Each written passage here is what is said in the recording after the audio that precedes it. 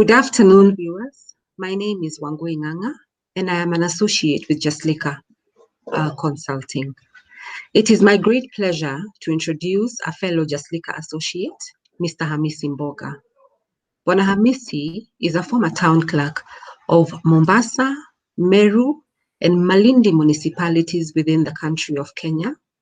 He is also a former deputy clerk of the City Council of Nairobi. Bwana Hamisi was part of the task force on devolved government. And this is what is going to form the basis of our interview this afternoon. Welcome, Bwana Hamisi. Thank you very much. I'm happy to be associated with Jaslika, and also I'm happy to take part today to make a few comments on my understanding of the changes that came from this total centralized government to devolved government in Kenya. And the emphasis for change was there for a long time, but from 1969, when the constitution was changed to make Kenya one-party system, then everybody said, now we're in trouble. Because before that, you could form a party, but after that article was introduced to remove for Kenya to have only one party system, then everybody else said, no, now we are in trouble. From 1969 to 1978 was the time for struggle, for fighting for democracy, fighting for ensuring that everybody is taking part. For example, I'll give you a good example. In the one-party system, if you're not nominated by that party, you don't see any representation anywhere because you won't stand. So many people were left out of the system of governance and system of political participation. So that's why the struggle came. So that issue was a strong push for change of the constitution from centralized to decentralized system. And in the centralized system, to give you an example, is even if you're working for an institution like a local authority, and I have been one of them, you could not, by law, spend more than 10,000 without getting clearance from the Minister of Local Government. We saw that one as bad. I mean, people were breaking the law because we couldn't wait for the Minister for Local Government for you to buy desks, So it was difficult, and we said, no, we have to have a change. In the new system, before the change came, when people were struggling to make the change, we looked at some of the constitutions in the world that were kind of decentralized. We borrowed quite a lot from South Africa. I personally went to Norway and northern local authorities because we wanted to see how are they working. They have local authorities, association, they have regional association, and they will have national government. So we wanted to contribute into this system that we can decentralize and still work together to have a national government and a central devolved government. It could be in terms of devolution, in terms of decentralization, different levels. Is it full devolved, or is it only delegated powers to local authorities? And we enjoyed some of the places. So this has been an experiment to us, and we ended up, some of us wanted 3 levels of government, but finally Kenya adopted 2 levels of government, national government and county governments. But as a member of the Association of Local Authorities, we were fighting for 3 levels so that local authorities can have a level. But we went, majority of the Kenyans said 2 levels. That's where we are now, national government and 47 county governments in Kenya. Okay, thank you for giving us that introduction. I know you have mentioned words like devolution, you have mentioned words like decentralization, just so that even our international audience can be able to understand. Do you want to give a small background as to what exactly it is we mean? Is our system based similar to what it is they have within the US, that is on the federal governments? Is that how it is we were breaking down our county governments? I just wanted you to give a small background as to those words and break them down for our viewers. Yeah, thank you very much. Again, in 2006, I was able to go to the states and looked at 6 states in terms of the decentralization. Ours is different. Ours is Okay. not total devolution. Ours is a Okay. unitary government devolved to 2 levels of government, and but we are lucky because the unit that has been devolved has powers, responsibilities, as resources assigned. Before, the local authorities didn't have a guarantee of resources they get from national government. This one now we have. It's a small one, maximum of 15% of national revenue, but at least we know guaranteed every year county governments will get. The other one didn't. So the type of devolution that we have is unique. It's not totally devolution. It's not federal like Germany that we went and the others. This one is an appendage, and we have a challenge. Some of us who are writing papers on devolution, we can't write total. We can't write Kenya total devolution. No, we are saying devolved units with powers and responsibilities for different representatives. Okay. So then, since the new constitution was passed in 2010, what can you say have been some of the positives or advantages in terms of devolution, and specifically looking at matters of governance, matters gender, and youth at the county government level? Thank you. Allow me, before we just touch on that level, to say what type of devolution that we have. In this new constitution of 2010, it's not new anymore. Yes. Article 1 says the sovereign power belongs to the people of Kenya. The other one, the power belongs to only the strong man up there. This one says the sovereign power belongs to the people of Kenya. And all other people, including national government, including parliament, including the executive, including judiciary, including the tribunals, have delegated powers from the people of Kenya. So whatever role they're playing, some of them have forgotten that actually is delegated. And also my experience is the people don't know that actually power belongs to them. The Kenyan people, majority of the Kenyan people do. So, but if one day they wake up and say, we want to make sure that you account for it, the national parliament will be in trouble, the national executive will be in trouble, and also the judiciary, because the powers can be exercised by the people. If you look at Article 1, those powers can be exercised by the people themselves or delegated to these units. So that is the fundamental change that we have that we didn't have before.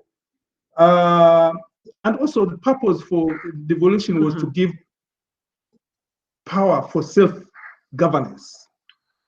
And also 2 very big principles, self-governance and also participation of the people. I think those are key. And still, to me, they are not fully utilized by the people themselves. The full self-government is somehow there, but full participation of the citizens of this country in the governance of their functions is not yet full. So we have this advantage that actually we can exercise. We can recall our member of parliament. We can recall the member of county assembly. We can recall the government in total. But the challenges of doing that, the process of doing that, is still not understood by all of us. So those are the people. So when the county, when the country devolved, and then they formed the 47 county governments, the 47 county governments are established institutions that can also make law. There's that challenge of law. Which law is operating at the county and which law? Counties can make law, yes, just to operate in their constitution. The county of Mombasa can only make law to govern the people of Mombasa, but their laws cannot conflict with national laws. So we were given that opportunity, that there are national laws that govern everybody, but county laws apply to the jurisdiction of the counties themselves. So that's one difference. The counties have a governor the counties have a national assembly, a county assembly, where they make those laws. That's the right. counties, yes, the counties have, they're supposed to include the people in the participation up to the discussion of the laws. But I don't see a representation in town halls, on county halls, of the people when they're making laws. But those laws are there. That is a good advantage, and that is a challenge, is implementation. It has been quite difficult to be able to implement all the laws. The advantage is the countrymen and women are waking up. For example, we are supposed to observe the two-thirds gender. If you look at if you look at article, in fact, from article 1, you must include a representation of the people. If you, one of the principles of devolution was no single unit of government at national level or county government will operate on representation with one gender. So if you are governor, you are managing Mombasa, you must observe two-thirds gender. Challenge has come to the national government. I've done some studies. In fact, all county governments have these two-thirds gender observed, because it is by the law. If you look at the County Government Act, requires that the county assembly cannot be a county assembly without having those two-thirds gender. The national government has been a challenge. Until now, we have not been able to achieve the two-thirds gender. So those are some of the challenges that we have in this new constitution. But I think so far we are doing very well. If you look at implementation of devolution in South Africa, a place I've been and I've worked for some time in terms of my local government, they also have three levels. They don't have two levels, they have three levels. They have the national government, they have the provincial governments, and they have the local authorities. The challenge again, you have pushed the governance down, but you have created a tension between the provincial government and the cities. The big cities in South Africa seem to have more power than some of the provincial governments. So if we concentrate, if we go that way, okay, because I can see the agitation for, let's prepare. We must clear who will do what and what will be done. Because our experience is the big city of Johannesburg and the provincial government in South Africa, the city is bigger in terms of financial muscles, financial capacity. So it's something we must also learn. So there are good advantages, but also we have a challenge. Representation, equity, and gender is so crucial. It has been given almost 3 articles. Equity and gender aspects are so strong in our constitution. But implementation of that two-thirds gender, equal representation, women and youth, because if you look at it, even counties are supposed to have a youth representative. Is supposed to have all this. So how shall we ensure that this two-thirds gender is implemented? Do we want another formula? Because I've seen so many formulas until I went back to mathematics. Which one would be better? But yes, it's a challenge and we must address it. Okay. So with regards to the task force report that you were part of, would you say that the recommendations that you provided to the task force were fully implemented? And in terms of what perhaps was not implemented, what was deviated from the recommendations that you made to the task force? We were lucky because our task force was formed after the constitution was already it was already so we didn't want to go outside it. But if we were allowed, we would have. For example, I'm not a fan of 47 counties in the country. Our suggestion from my association was maximum 12. In fact, originally we wanted 10 because all the provinces could have formed strong county governments, call them regional, call them county, except northeastern. Except eastern, which is from Marsabit to Mtitwandei, and also Rift Valley, which is from Turkana to Masailand. You could cut them into two.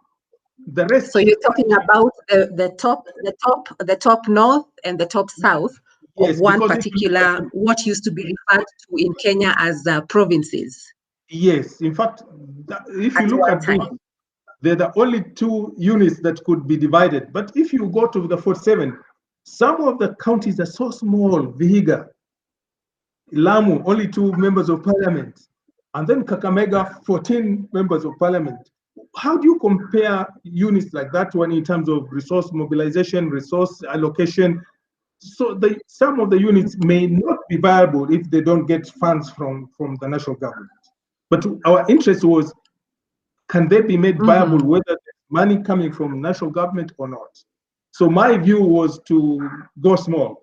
But okay, we're already there at 47, and we have to go by. The other challenge of 47, I'm writing a paper on financial. Yeah. Every county has minimum of 10 members of 10 ministers, call them executive officers, but they're ministers. They have a car, they have an office, they have everything. And we have 47 counties, so there are 470 officers who are not practically workers of county, but they're there. They were put there, and they have weighed on finances of this one. Enjoying the perks. Yeah. For example, the minister for health in some of the countries is not a doctor. I want us to talk a little later. Yes.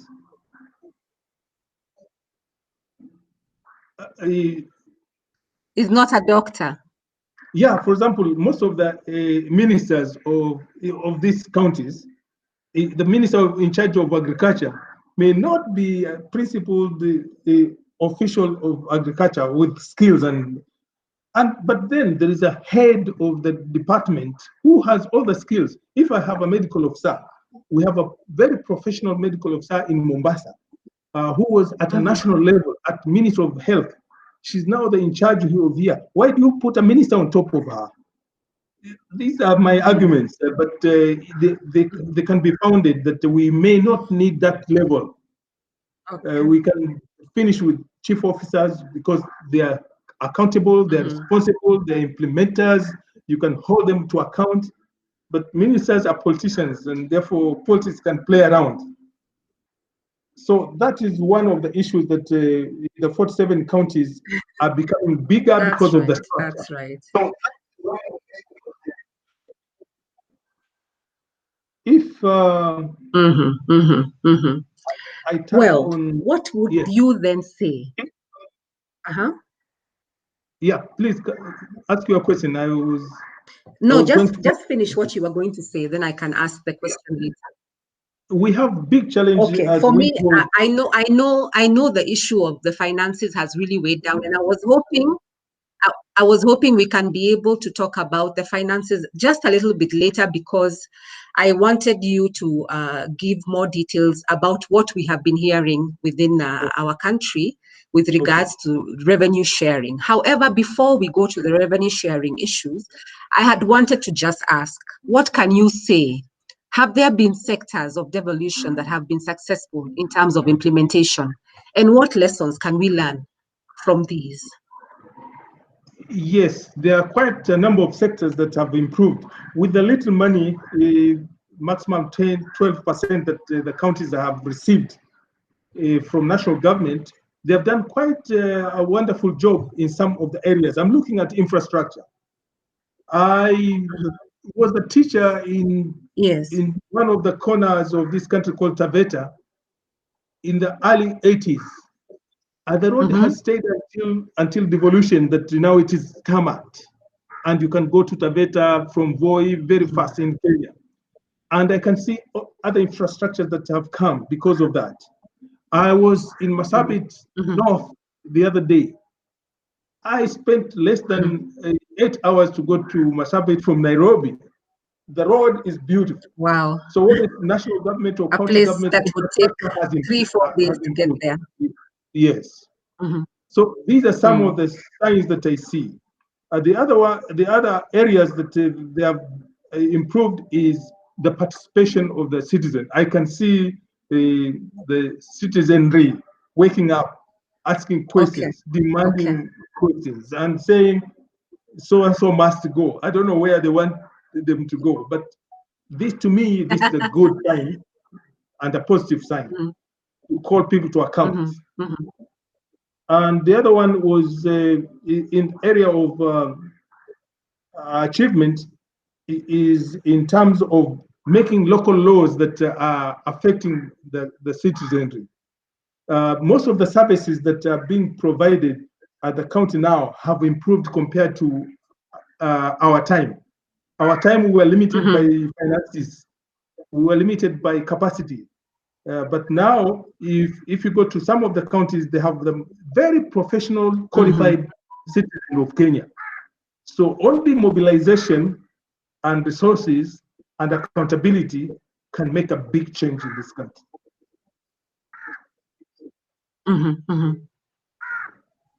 Okay. So one of the advantages is the access for services. More Kenyans have been able to access services compared to the other times, and but one of the things, can I go to the challenges now? Yes, and I wanted us to look at the challenges, specifically looking at the issue when we are talking about this whole clamor that has been there for revenue sharing. We have been hearing the whole issue of revenue sharing. We have seen on our media the Kenyan Parliament, the Kenyan Senate sitting down session after session after session and not being able to come up with some sort of formula to be able to, I guess, equitably distribute resources, financial resources within the counties of the country. I'm hoping you can be able to break this down for us and for our viewers. What exactly does it entail? And in your opinion, does this formula have a bearing on the successful implementation of devolution? Thank you, Wangui. One of the things that I have noticed, because after being part of the task force, we were observing and also we are writing the experiences that we are getting. If you look at the constitution and the establishment of the Kenya Revenue Allocation, the Kenya Revenue Allocation that proposes percentages and ratios to divide national resources and county resources, they were looking at elements, population as one of them. They were looking at poverty. They were looking at the area, coverage area. Turkana will get more money because they have big land. They were looking at a number of criteria, and then they weighed them and put some This was weighted, yes. Okay, yes. And it has worked for the last 10 years. But now the new commission has revised those formulas, and because people were clamoring for bigger population must get more money, but it's not the only. It's not the only criteria. You're looking at a small county like Mombasa. Look at the revenue that is generated for this country. You cannot give it just because of less than 1.5 million people. So all these are political challenges, and people have to come back with. One of the papers that I wrote about financing of county governments, I looked at what the constitution said and what we had proposed as a task force. We said there must be a medium preparation of a board that will prepare the counties. And then you remember the task force. The task force was prepared to guide how much will be given to county, how much will be given to national government, and we said one of the things that we must do before we divide the money is to budget. I was looking at the Ministry of Health 3 years before 2010. They had budgeted and they were using some funds for each county. And we have those figures. But when the functions were devolved, the counties were not given that amount of money. So what were they using to give the county a function, less budgeted money for that function? So that has been a challenge. And until now, I said, if we insist for the next, let's sort out this problem, but for the next 1.5 years, we say what functions are being done by the county, how much do they cost, and then the division will be even simpler. You may not even use that formula, because you say, county A, this is their budget, this is what they want to do, and this is the budget, and county B. So you can even, before you put the ratios of population, you can know how much they require.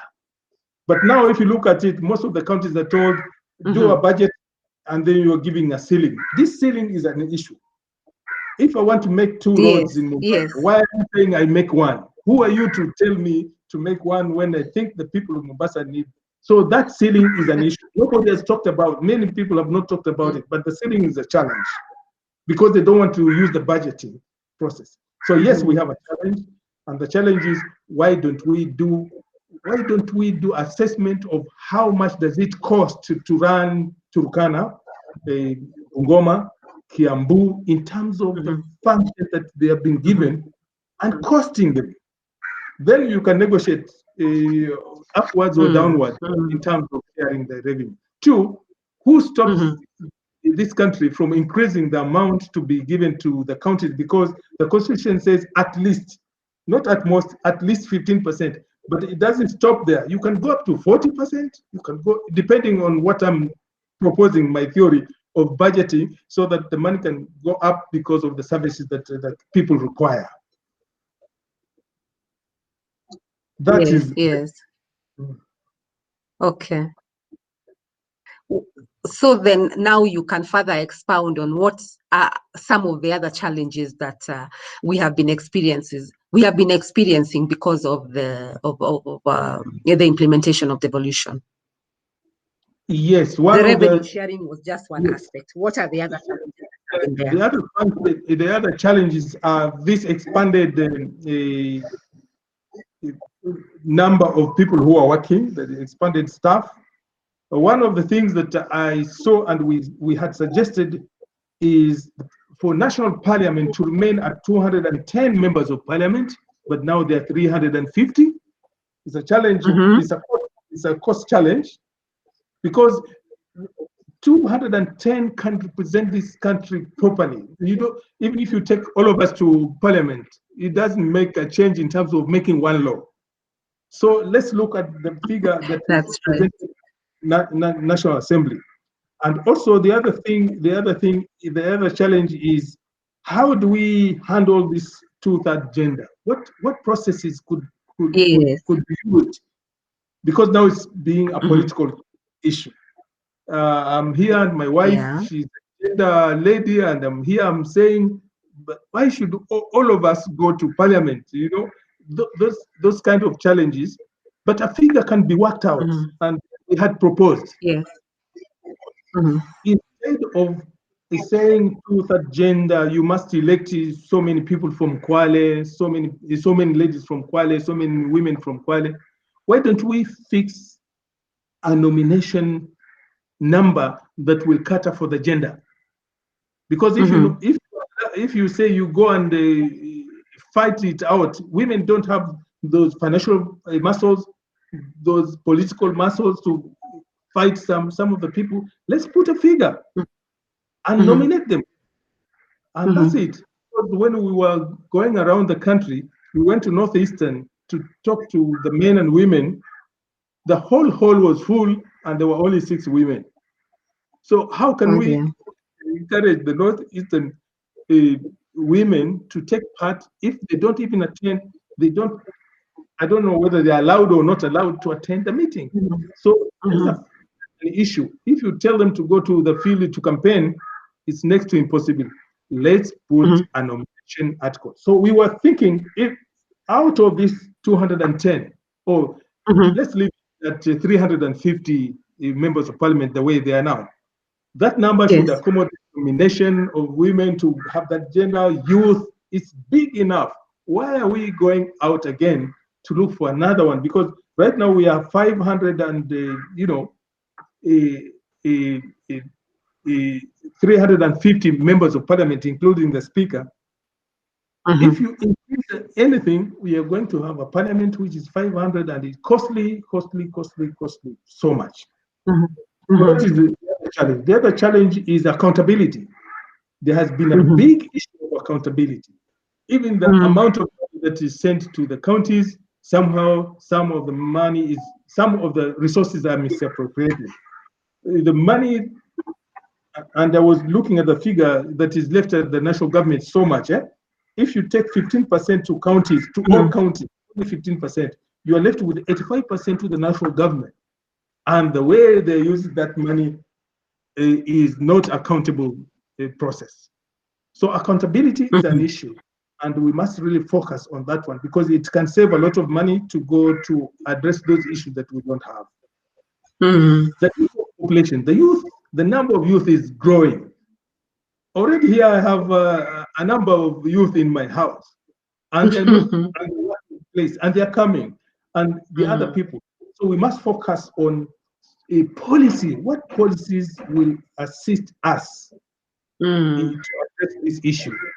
So the other challenge, apart from laws, let's have the laws, but let's have a policy to implement these laws to address specific issues. Nomination of a youth to parliament is not helpful if there's no policy to address youth issues. So this is our challenge. Now, I wanted to say that accountability is one of them. In terms of politics itself, the politics that we have in Kenya, is so demoralizing. It's not that politics of you saying your issues on the platform and then we select. We are so tribal in our approach of politics. One time I was talking to a friend of mine, I said, they're saying we shall beat you. Why? We have 3.5 million in my county, and we shall combine with another 2.5 million in this county. So the rest of you forget it. That mentality, mindset is bad. It's bad. It's affecting us. Even if you look at the scenario right now, there's a mentality of these versus this, instead of these are the issues, these are my proposals for health. In fact, let's use a service platform. What can you do for health if you become so and so? What can you do for education? What not these other things that you say. So there's that challenge that I have. My issue is with accountability is both accountability in terms of finances, accountability in terms of even the way we do things. If you look at accountability in terms of employment, when we finished the task force, one of our recommendations was the national government should go and harmonize the provincial administration to fit into the devolution aspect. And we are looking at the whole provincial administration, and we are thinking that would have brought down a number of the numbers of officers, because I can see a lot of double representation at the county. Somebody from the national government is doing the same thing that is being done by the county. And we're trying to fight that. We wanted to the center, except security, the rest of the people could fit into the county. So we have that challenge until now. That is still one of the challenges. The other challenge is the constitution. After the constitution, we recommended that the national government, when transferring the functions, they should also transfer the officers doing that function and also the money. What they did was to transfer the functions and some of the officers without money. And the county governments were supposed to look at the number of officers that are coming from national government and the number of officers that are remaining in the local authority to look at what maximum number do they need. You know what they did? Wow. No. One, they got the people from national government, they got the people from local authorities, and if you take Kiambu as an example, has had five local authorities. All the staff were there, and they employed more. So I don't know on what basis they were employing, what they were missing. Because if it is agriculture, somebody from national government came. If it is in engineering, so they employed, so there is an over-employment at the county level. It's a challenge. That's right. Yes. Yes. The other thing, and this is now after experiencing these 5 years, there is a challenge of the number, the position of a deputy governor. As we stand there are counties that don't have deputies. And the governors may not find it easy to replace them. Turkana is one of them. Nairobi is one of them. We need to revisit that issue. Do we elect somebody and tie him or her with somebody who they may not be working with and there's nothing they can do? Or we open it up and say, let's elect a governor. Governor selects or nominates people that they can work with from his deputy or assistant, call him whatever, but they can change anytime if the mechanism is not workable. So this concept of running with one ticket, two people, has seen a big challenge in Kenya. And I can see if we don't do something about it, it will recur. Somebody can just sit down, they're not helping you, and you have nothing to do. And therefore, when you account the day when you want another chance, we say you didn't perform and you couldn't do anything because somebody is not working for you. So that is, to me, at the county level, is a big challenge also. Where the deputies are active, there's a challenge. Where they're not active, you hear there's nothing, but because they are not doing work as compared to supporting the county governments. So that is another challenge that I see as far as we are concerned. Now, why don't we revisit the participation of citizens? The participation of citizens in both the national government and also at the county level. What is the experience so far in terms of accountability, in terms of participation? Because participation is one big issue right now. The participation that we have in Kenya is only when we go to campaign for or supporting somebody. After that, that's it. You let them go.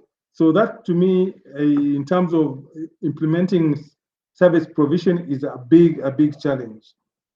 The other one is, as we go for the next the next assessment of our constitution, let's look at this big issue, the numbers issue. This, me, we must go back there.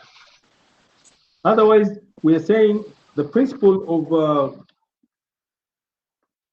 of devolution, the principles of devolution were so good, were well meant, but they have not been fully utilized and understood. And because we made a mistake, the Constitution of Kenya was passed in 2010.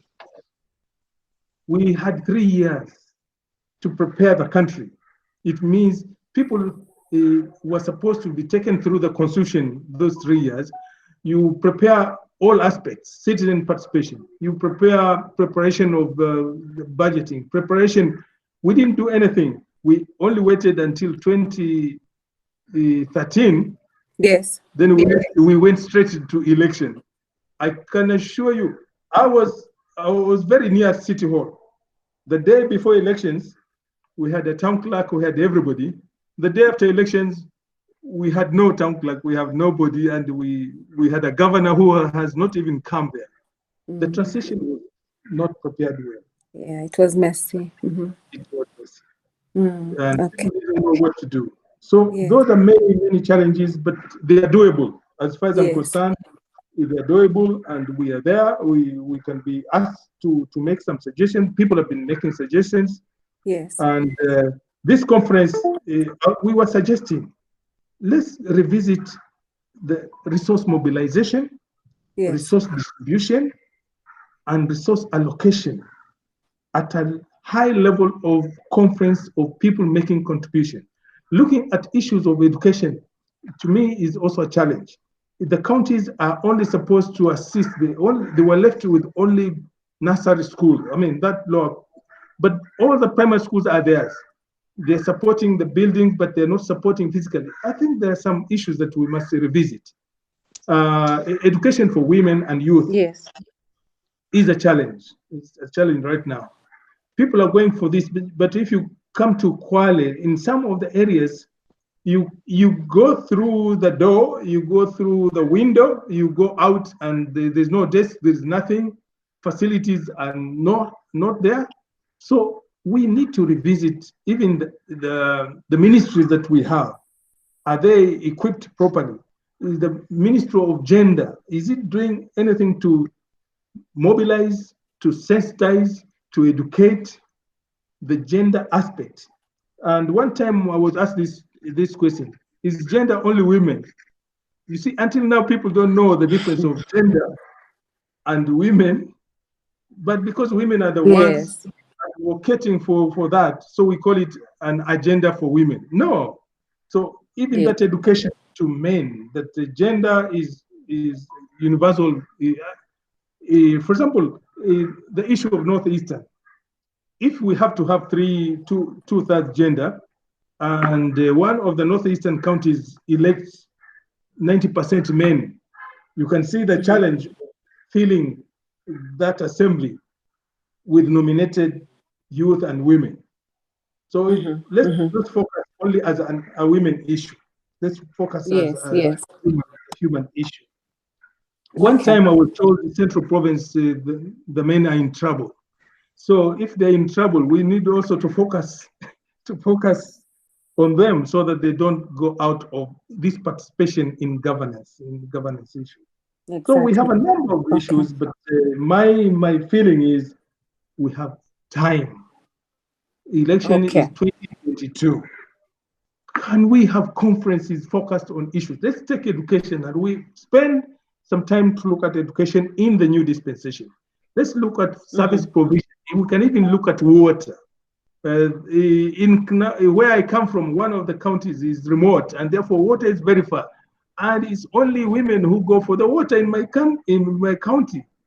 And they can't go to water, they can't go to school, they can't come to cook. So there are issues that this devolution must address in terms of service provision and linked to the gender issues.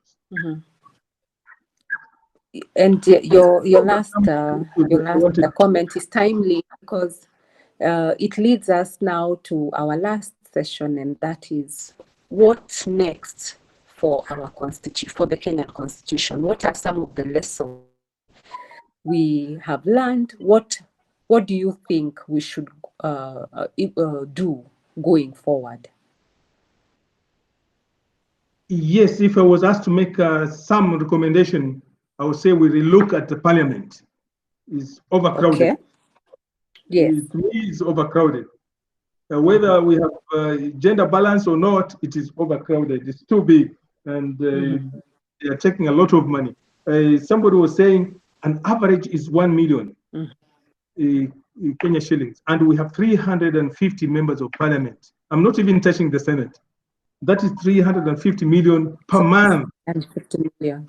And you're just talking about that take home, but that member of parliament has a lot of accessories to carry, personnel to assist. Some of them have more than one security guard, one clerk. You're talking about huge number of people, and that amount can be reduced with no effect on underrepresentation in our country. That is one area.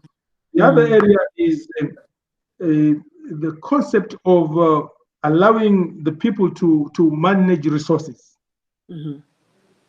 If you look at the constitution, it says, I'll take one area, water bodies, seaports. For example, if you come, the ports themselves, if you come to the coastal counties, they are all next to the water, but the ports belong to the national government. That's right. And that's the resource for the county. So resources in the county, if you go to one of the areas rich in minerals, the participation of the county is minimal. The participation of citizens is minimal. If you go to the areas of agricultural areas, I'm talking about central, eastern, and northeastern, what is the role of the community in those resources? How much does it come back? The amount of resources going to the national, how much is retained by the county to be able to implement? So this area is also must be, we must look at. So let's go small. My proposal is let's go small at the county, let's go small at the national level, and that difference that we have, that money should be given to the same county. For example, if you say we only have 12 counties out of 47, my proposal is the money that has been going, let it go there. We only have reduced the number of governors, the number of ministers, the number. In fact, you will save quite a lot, but that amount of money can do the services. That is my bigger proposal in terms of looking at it afresh. Yes, and our politics must change. Okay. Okay. Totally change. Okay. So I want to say thank you very much, Bwana Hamisi, for agreeing to be interviewed and talking about your experiences at the task force and giving your recommendations as to what next for the Kenyan Constitution or the new dispensation for Kenya as we continue. I want to say thank you very much. Asante sana. Thank you also for the opportunity, for this opportunity to share my thoughts, and also thank you as a person, and also Jaslika for giving me this opportunity to share these ideas. Maybe somebody somewhere will hear us and take 1 or 2 notes to improve the livelihood and also the situation, the political situation in Kenya. I'll be most grateful. Thank you.